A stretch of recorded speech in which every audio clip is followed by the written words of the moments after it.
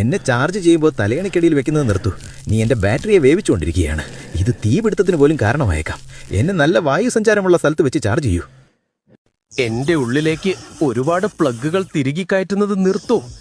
ഞാൻ അമിതമായി ചൂടാവുകയാണ്. എല്ലാം കത്തിപ്പോകുന്നതിന് മുൻപ് ഈ ലോഡൊന്ന് ക്രമീകരിക്കൂ. ഞങ്ങൾ അഴുക്കായിരിക്കുമ്പോൾ ഉപയോഗിക്കുന്നത് നിർത്തൂ.